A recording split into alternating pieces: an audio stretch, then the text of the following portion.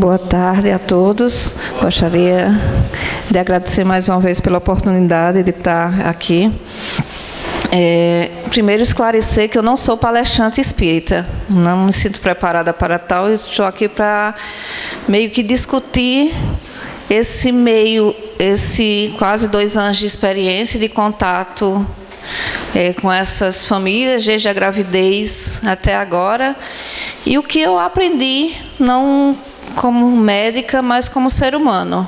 Então, eu estou aqui para dividir, na realidade, o amor que eu recebi dessas famílias. Então, eu não estou aqui como palestrante espírita, fico até com vergonha de falar no meio de tantos palestrantes ilustres, mas só para dividir um pouquinho, porque eu acho que, se me perguntarem o que eu aprendi nesses últimos 2 anos, eu acho que eu aprendi o real sentido da palavra amor. Eu acho que isso eu aprendi nesse tempo. Eu estou preocupada porque eu estou de costas para cá. Não sei se daqui eu fico de costas para vocês.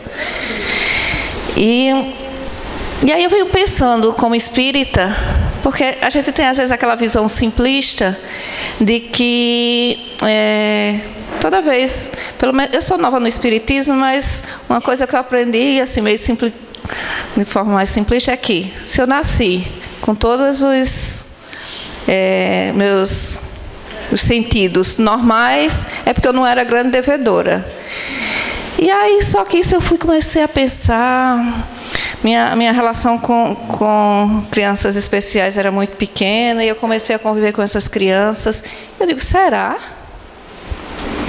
E aí eu comecei a pôr um pouco em dúvida. Eu acho que a beleza do espiritismo é que ele é questionador, né? Então a gente pode questionar, diferente de outras religiões que você é proibido de questionar. E eu comecei a questionar realmente. E aí? Devedores ou iluminados? O que é que tem por trás realmente dessas crianças? E aí começa pelo local. Por que só no Nordeste? Claro que teve outros casos, mas aqui são os casos suspeitos, e aqui o que realmente foi confirmado em vermelho. Olha como a gente ficou pintadinho aqui. Será que a gente não está precisando evoluir mais do que outras regiões? Será que a gente não está um pouco mais atrasado em relação a outras regiões do Brasil? Será que a gente não tinha que receber uma leva de crianças que, de repente, chamasse a nossa atenção? Sabe, crianças convulsionando, olhando para você, convulsionando, e você de braços cruzados. Será? E eu comecei a me questionar. E foram questionamentos que foram aumentando à medida que os desafios iam aumentando. Então, a maioria dessas crianças, elas têm crises convulsivas de difícil controle. Tem criança nossa que chega a ter 26 crises convulsivas. Lembrar que cada crise convulsiva que tem, você gasta uma energia imensa. O corpo fica todo dolorido e você danifica ainda mais o seu cérebro. Muitas são internadas várias vezes. Agora mesmo a gente está com 2 internados. Então a gente tem um grupo só para acompanhar esses internamentos dessas crianças. Então é pneumonia, crise convulsiva de difícil controle, infecção urinária. Então tem sido bem comum. Quase a totalidade vive bem abaixo da linha da pobreza. A maioria das mães teve que deixar de trabalhar. Imagina você sair para trabalhar e deixar seu filho. Quem é que é mãe aqui? É ruim, né? Deixar uma criança. Quem não sofreu por aquele desmame? Imagina deixar uma criança que pode ter uma crise convulsiva, pode engasgar e morrer deitada numa cama. Como é que a gente vai se sentir como mãe? Que a gente já se sente culpada por tudo, né? Se o bebê tossiu é porque você não agasalhou bem na noite anterior. A culpa é da mãe, sempre na nossa cabeça. Ninguém nos culpa, mas a gente mesmo se culpa. As mães, elas deixaram de ser esposa, elas deixaram de ser mãe dos outros filhos e até deixaram de ser mulheres. A grande maioria, quando a gente conversa, elas não têm ido para o médico, para o ginecologista, elas não têm ido para o dentista, elas não têm ido no banco, elas não têm ido para mais canto nenhum. A vida delas se divide entre ficar em casa e ir para a terapia dos filhos. Essa é a vida natural dessas mães.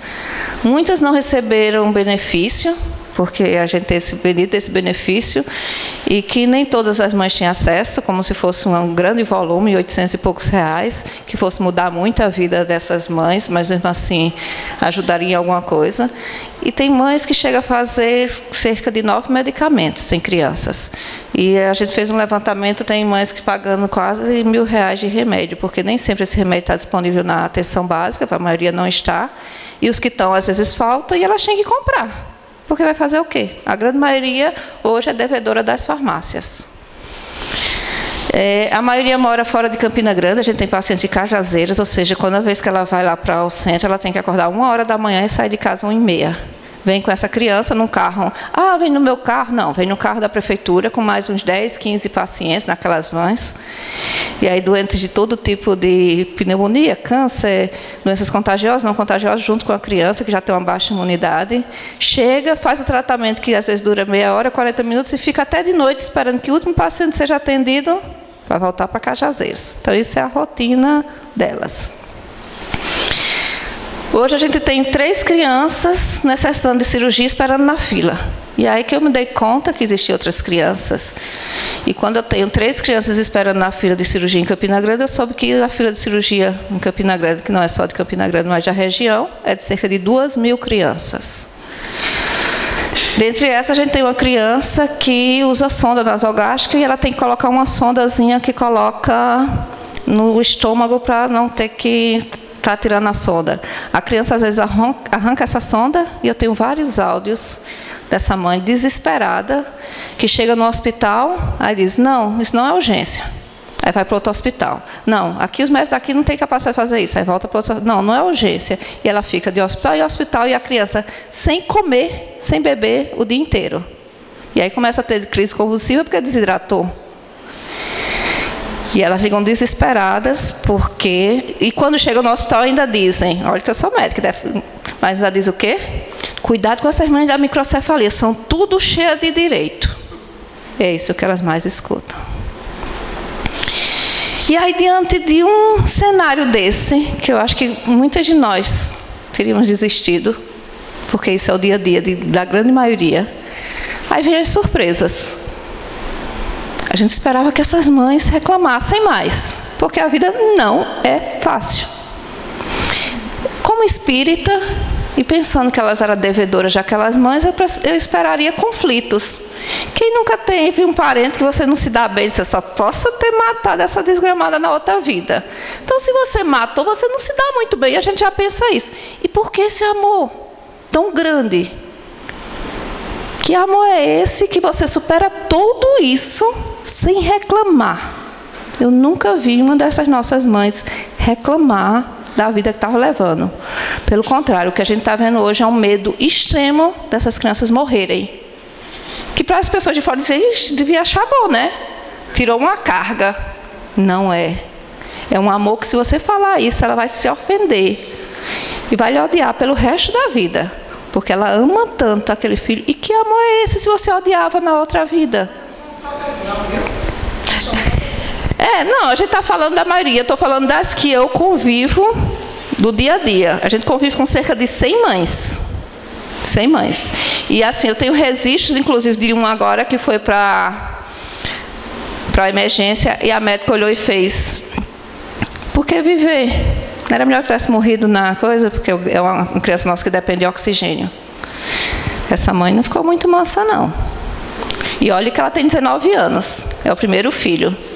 E ela é louca, apaixonada por esses filhos. Quem quiser conhecer o nosso serviço, talvez lá a gente tenha um diferencial, porque eu vou mostrar por quê. Por que muitas não se apaixonaram, talvez, pelos filhos? Eu vou explicar por quê. Não tiveram apoio. Porque sozinha, se vira, é muito difícil. Tem o teu filho e se vira. Entendeu? Como eu estava falando agora no final, você é contra o aborto? Sou. Mas eu também sou contra esse negócio aí. Eu sou contra, mas se vira. Não, eu sou contra, mas estou contigo. Entendeu? Então, o se vira é revoltante. Por isso que eu vou chegar lá. E a gente não esperava também interação com as mães e a troca de amor através dos olhares. E aí a gente começou. Foi um momento muito difícil, que aqui a gente tinha que dar as notícias, e puxar o tapete das mães. E aí começou o nosso compromisso com essas mães, porque depois de puxar o tapete e ver uma cena dessa, eu não poderia ficar só dando diagnóstico e voltar para minha casa e dormir. Porque aí sim eu geraria essa revolta que algumas mães têm. Ela está chorando, é? Tá. Logo após saber do bebê. E aqui é mais uma recebendo a notícia. E aí, o que é que restava a mim como médica, que fui criada para salvar vidas? Fui educada, escolhi a medicina para isso. Segurar na mão. Pelo menos isso era o que restava à equipe. E aí comecei a ver isso. Essa cumplicidade que às vezes eu não estava vendo no dia a dia, que eu só comecei a perceber pelas fotos. Essas trocas de olhares que começaram a ser muito frequentes, ao ponto de eu dizer que eu não queria mais olhar para certas crianças, como foi esse caso. Esse caso é daqui de João Pessoa, uma criança com 1 ano e meio, extremamente desnutrida, 5 quilos, e tinha sido prescrito o suplemento alimentar, mas o pai não podia comprar. Então, a criança estava desnutrida. E a gente fez um evento lá em Campina Grande, e a gente deu a oportunidade a algumas mães de que foi um evento da Natura, bem legal, as mães iam ser maquiadas, ganhavam os kits de mamãe e bebê e tal. A gente, vamos trazer as mães de João Pessoa para poder elas se confraternizar.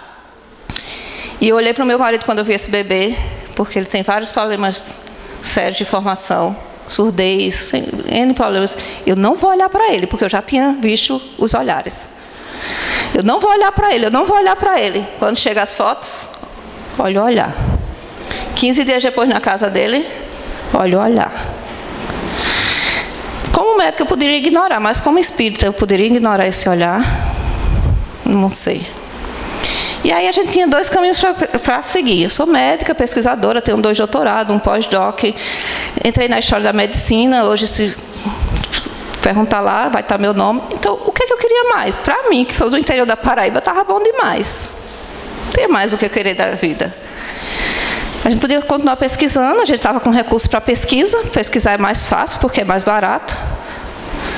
Mas e aí? E essas mães? É uma doença desconhecida, complexa, acompanhamento caro. As unidades de atendimento estão despreparadas, é fato. Isso não adianta fechar os olhos. E a maioria das pessoas ou queriam pesquisar, como um caso raro, que isso foi muito comum, chega, pesquisa, vai-se embora, chega, pesquisa, vai-se embora. As mães hoje não suportam mais responder um questionário. Por quê? Quantos mil questionários já responderam em 1 ano e meio, 2 anos? E aí, acho que está baixo o som, mas essa é Catarina Maria.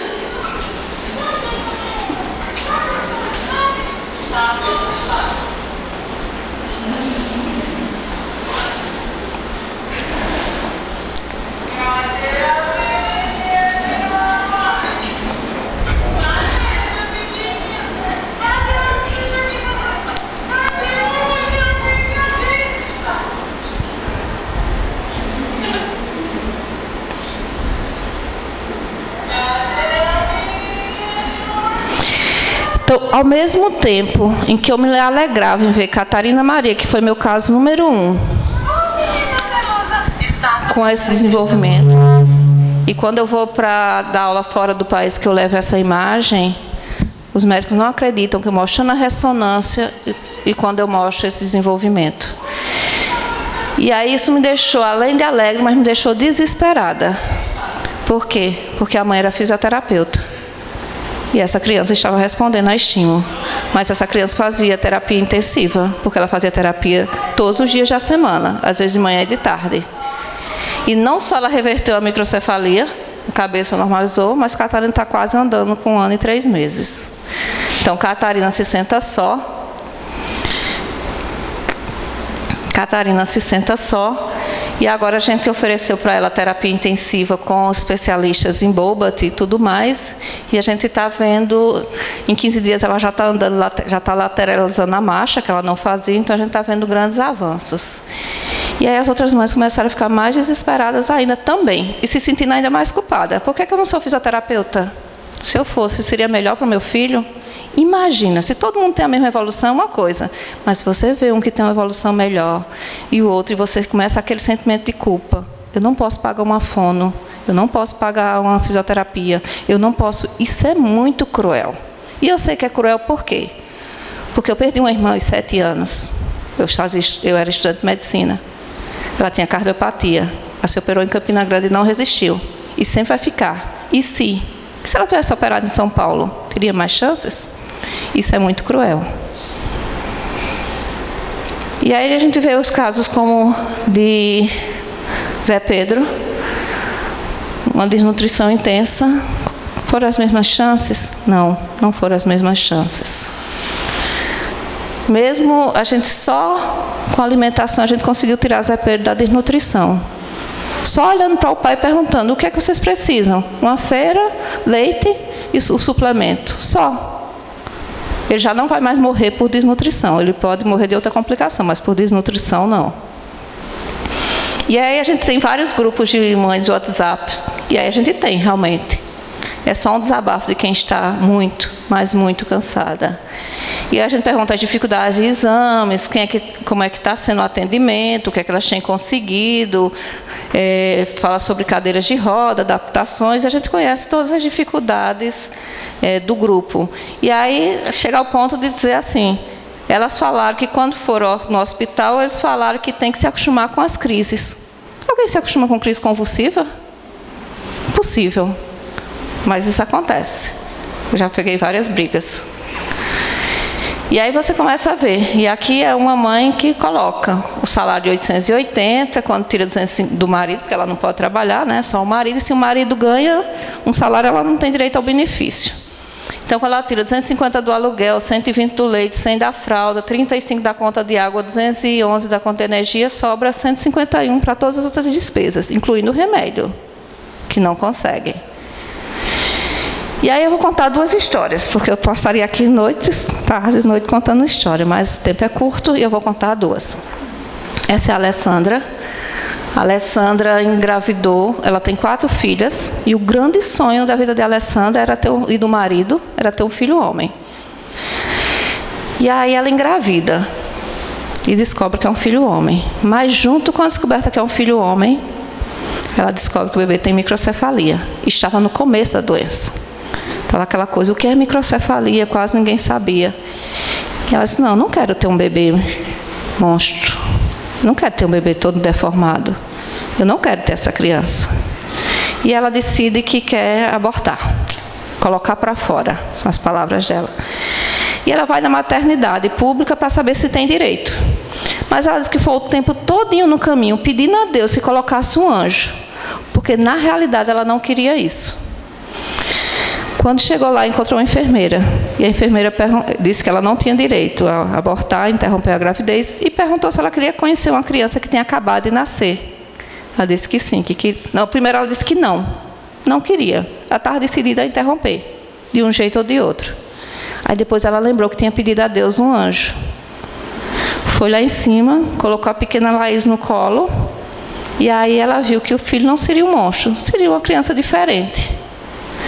E aí ela foi feliz da vida para casa, comemorar, porque o filho seria um filho normal. E hoje a Alessandra briga, ela é do movimento contra o aborto para as crianças, para as mães com Zika. Inclusive ela foi para Brasília com Samuel, falar com Carmen Lúcia, diretamente, e pedir para que a lei não fosse aprovada. E a história que eu acho uma das histórias mais tocantes é a história de Jéssica e de João Guilherme. E aí, para mim, ela fecha que o espiritismo teve tudo a ver com essa doença. Se eu já acreditava, porque eu recebi uma psicofonia em Cajazeiras, que inclusive está gravada, que eu estaria envolvida com todo esse movimento. Se eu já acreditava, porque o outro pesquisador que fez uma descoberta importante do Zika, que era que o Zika estava circulando nas Américas, foi o filho de Divaldo, Gúbio. Então, não foi à toa que 2 pesquisadores espíritas entraram nessa trajetória toda. Se eu já acreditava, quando eu conheci Jéssica, eu passei a acreditar. E aí eu venho estudando o caso de Jéssica, não cientificamente, mas humanamente, espiritualmente. Jéssica também desejava muito um filho homem. Ela já tinha a pequena Samara e queria um filho homem. E aí ela engravida, desde o começo ela já compra um sapatinho, porque sabe que vai ser um filho homem, e é um filho homem. Mas também descobre que tem algo diferente no cérebro do bebê dela. Com 20 semanas a gente descobre, ela é o caso número 2, a gente coleta o líquido amniótico e vê que realmente o bebê tem zika. Diferente de Catarina Maria, a gente tinha quase uma certeza de que João Guilherme não iria sobreviver. Por quê? Isso é uma ressonância de um bebê normal, no feto normal, e aqui é a ressonância do bebê de Jéssica. O cérebro é em cinza. Então, tudo que ele tinha de cérebro era isso aqui, cinza. O resto é líquido. E essa aqui é o que a gente chama o tronco da vida. O tronco cerebral. O dele era bem fininho. E é esse tronco que controla as nossas funções vitais. Tanto é que se você sofre uma queda que fratura essa parte, você vai morrer, porque você não consegue respirar ou fica dependendo de aparelho no hospital, na UTI. Então, a gente já sabia que a chance dele era muito pequena. E desde o começo, a gente vinha preparando através do WhatsApp. Inclusive, o nome dele era Guilherme, foi acrescido de um João, quando soube que ele não ia sobreviver. E a gente passou 20 semanas conversando. Nesse dia, com 41 semanas, João Guilherme nasce. A mãe olhou para ele e ele foi direto para a UTI. No outro dia, a gente levou ela na UTI para conhecer o filho melhor. Quando ela viu que o filho estava cheio de aparelhos, ela, naquele momento, viu que tudo que a gente vinha dizendo, que se ele sobrevivesse ia ser dependente da UTI, ela resolve entregar o filho a Deus. Entregou o filho a Deus e desceu para o quarto. Quando chegou no quarto, recebeu um telefonema que o filho tinha acabado de desencarnar. Ela mais uma vez sobe, e quando chega lá, o filho já está sem aparelho, mas ainda com o corpinho quente. Ela coloca João Guilherme no colo. E ela diz que naquele momento, ela fez tudo que uma mãe sonha em fazer por um filho. Ela cantou, conversou, brincou, abraçou, cheirou, fez tudo. E quando a avó da criança estava falando em velório e enterro, ela disse, não, a missão de João Guilherme não acabou. João Guilherme veio ao mundo para esclarecer uma dúvida. João Guilherme vai esclarecer e ele vai continuar a missão dele. Olhou para a minha irmã, que é da equipe, e disse, Fabiana, eu quero doar o cérebro de João Guilherme para a pesquisa, porque eu não quero que nenhuma outra mãe passe pelo que eu estou passando. Lembrando que ela não é espírita, e lembrando que ela tinha 22 anos e era de Juazeirinho, do interior da Paraíba. João Guilherme foi o primeiro cérebro estudado. Claro que os pesquisadores estavam ávidos por um cérebro para entender a doença, mas quem tinha coragem de pedir uma mãe? E vocês não imaginam o que aconteceu. Estou eu em casa, um dia ela me liga. Ontem eu acordei com meu marido, chorando, de madrugada. Isso que houve? Ele sonhou com João Guilherme.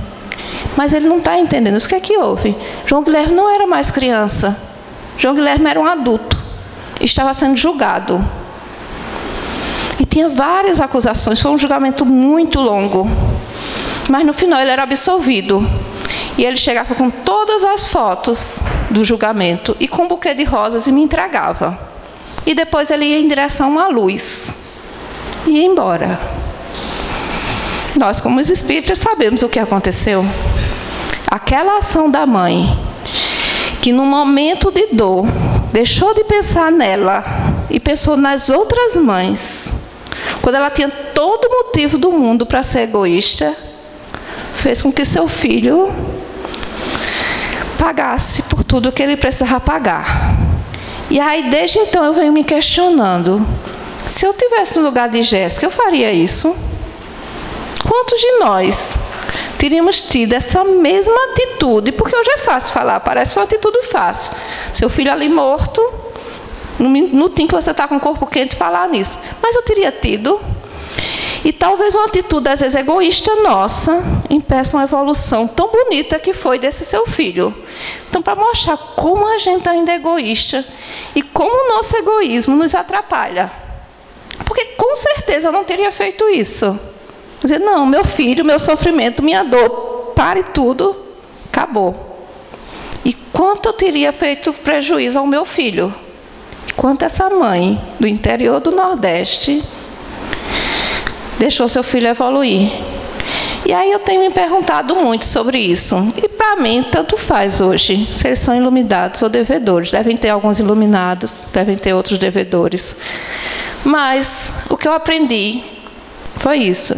Ainda que eu falasse a língua dos homens e dos anjos e não tivesse amor, seria como um metal que soa ou como um sino que tine. E ainda que tivesse o dom da profecia e conhecesse todos os mistérios e toda a ciência, e ainda que tivesse toda a fé, de maneira tal que transportasse os montes e não tivesse amor, nada seria. Se em toda essa causa não tivesse o amor. Eu não sei qual foi o nosso papel, conversando com Jéssica por 20 semanas, da descoberta até a doação. Eu não sei que meios foram utilizados, que espíritos foram usados para isso. Mas eu só sei que resultou numa coisa muito bonita, que vocês vão entender ainda mais. E outra coisa que nos inspira é isso, meu irmão. Que interessa se alguém disser que tem fé em Deus e não fizer prova disso através de obras? Esse tipo de fé não salva ninguém. Se um irmão ou irmã sofrer por falta de vestiário ou passar fome, se vocês lhe disserem, procure mais a viver pacificamente e vá se aquecendo e comendo como puder. E se não lhe derem aquilo do que ele precisa para viver, uma tal resposta falará algum bem, assim também a fé cristã, se não traduzir em atos, é morta.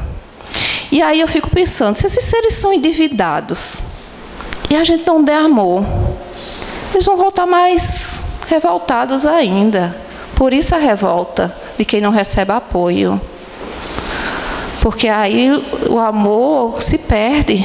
E aí tem uma história que diz que você é o que você alimenta mais. Ou você alimenta o amor todos os dias, ou o ódio vai surgir. E aí os conflitos surgem.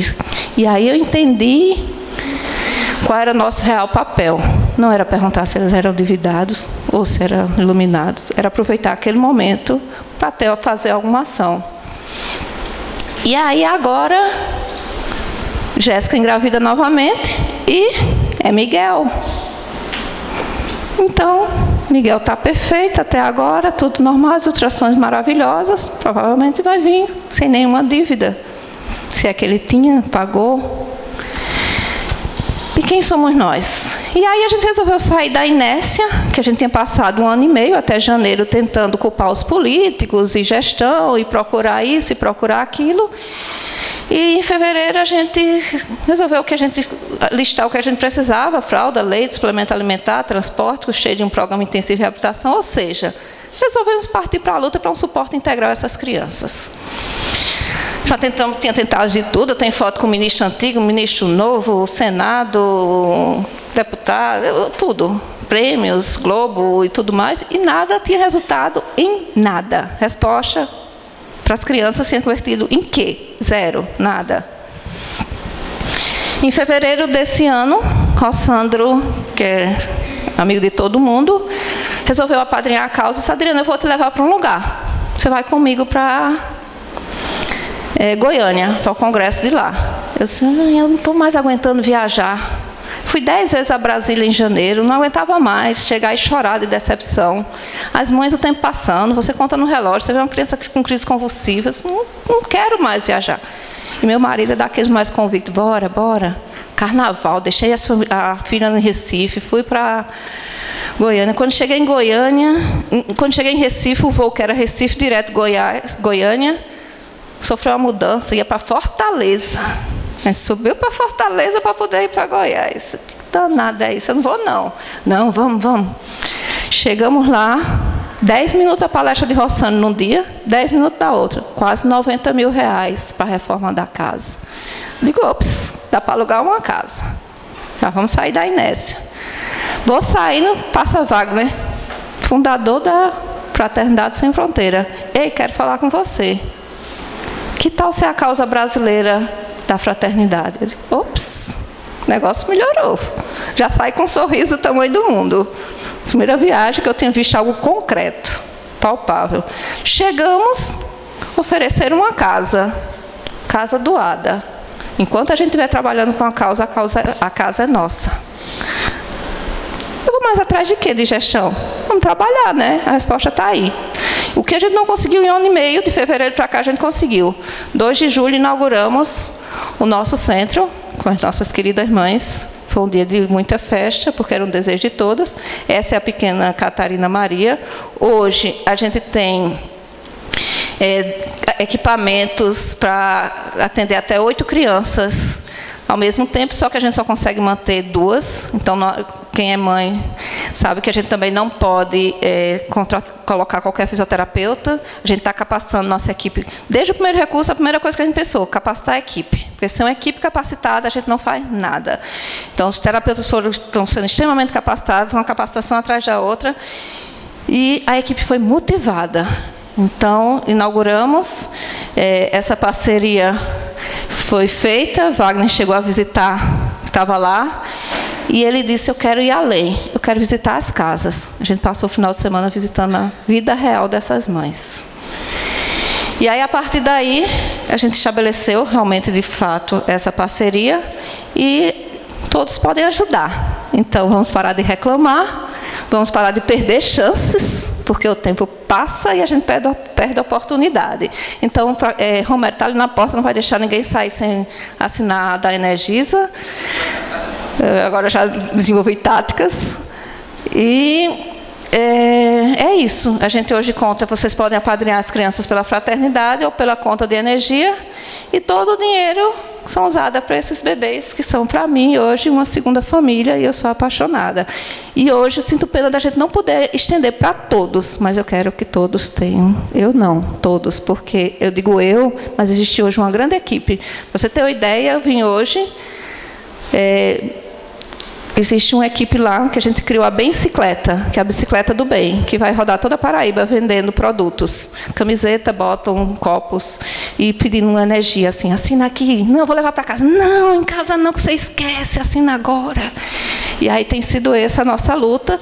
E pesquisadores com doutorado, com mestrado, tudo lá no shopping. Porque para participar do nosso grupo tem que ser assim, só pesquisar. É importante para a gente pesquisar, publicar, mas a gente tem que dar algo em troca. Seja amor, seja ação. E é isso. Obrigada.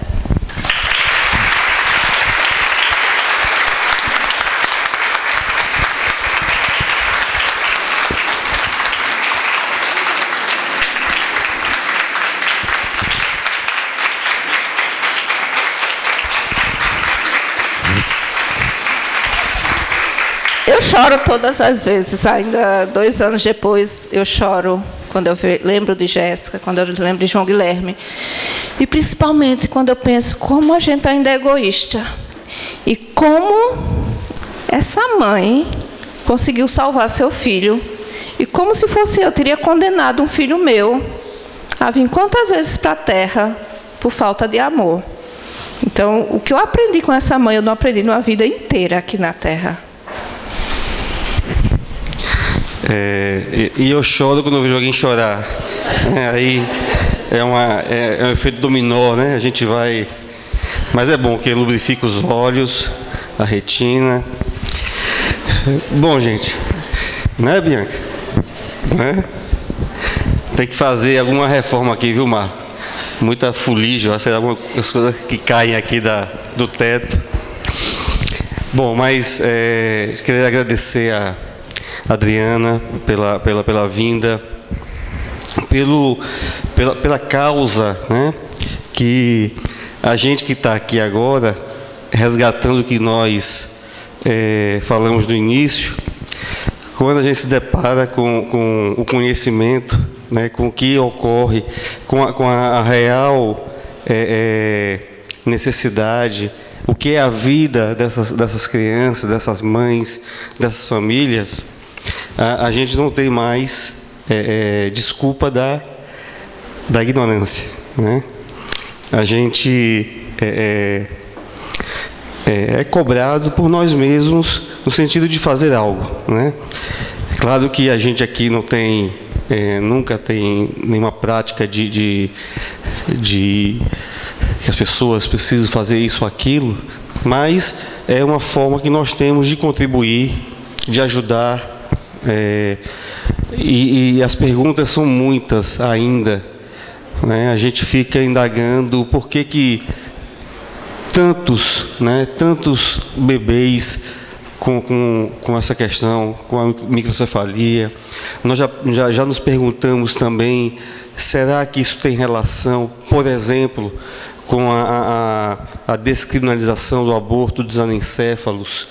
Né? Será que, enfim, a espiritualidade, já que nós, seres humanos, sem reconhecer as necessidades do espírito que reencarna, fechamos uma porta através de uma lei, e aí então, eles, olha, vamos por aqui agora, vamos pela microcefalia, porque os resgates, os aprendizados, o que a sociedade precisa passar para crescer, para evoluir com esses diferentes, precisa ser feito. Então a gente vai fazer, e aí surgiu, e pelo mapa ali mostrado, é muito concentrado, né? Então as coisas não podem ser, isso não pode ser um acaso, né? E está muito perto de todos nós. Então eu diria o seguinte, que além de quem puder efetivamente contribuir, né, ali, como é o seu nome, amigo? O Romero, de pegar ali, de poder, inclusive para não esquecer, né, já poder deixar com a contribuição, mas sermos cada um de nós o porta-voz da multiplicação, né, dentro da nossa relação de amizade familiar, a gente pode multiplicar isso em benefício de uma causa muito bonita, né? Então a gente agradece mais uma vez a Adriana, agradece a todos aqui presentes, a maioria aqui pelo dia que nós passamos, né, vendo tantas coisas bonitas, coisas que também são impactantes, né? A gente não gostaria talvez de estar diante desses fatos, mas o mundo de provas e expiações que nós temos, que é o que nós merecemos e precisamos para que a gente evolua e um dia tenha um mundo melhor, né? Essa é a nossa condição hoje. Então, a gente agradece a presença de todos vocês e solicita, de fato, que a gente continue esse trabalho da inclusão, né? Que a gente continue esse projeto que envolve microcefalia, espectro autista, TDAH, síndrome de Down e tantos outros, que são as grandes oportunidades para o nosso aprendizado enquanto seres humanos. A gente costuma dizer que tem muitas coisas que nós não aprendemos em livros, e certamente o aprendizado de Adriana, como ela mesma relatou, nesses últimos 2 anos, não há livro que possa representar, que possa descrever toda essa experiência, né? Então, agradecidos mais uma vez, eu queria convidar aqui Abraão para fazer a prece de encerramento das atividades, desejando a todos, né, um excelente retorno. Sim, queria aproveitar também para dizer que hoje e amanhã tem uma peça de teatro no Teatro Santa Rosa, não é isso? Do grupo Espírita em Cena, Diálogos de uma Sombra, que vai acontecer às 19 horas. Baseado na obra de Augusto dos Anjos. Então, tem um pessoal que está vendendo ingresso aí, antecipado a R$15, lá na hora é 30, não é isso? É isso, não? Então, quem puder participar, prestigiar a arte espírita, né, quiser pegar o embalo, já está o dia todo assim, vai desopilar no Teatro Santa Rosa. Oi? E amanhã também, no mesmo horário, eu acho. Então tá. Então, vamos orar. Obrigado. Oi? Sim, também a peça, ela também apoia a Escola da Ponte, né, que é um projeto de uma escola espírita que está surgindo lá no bairro das Indústrias. Enfim, todo esse trabalho ele tem um sentido e a gente está colaborando com vários projetos, né?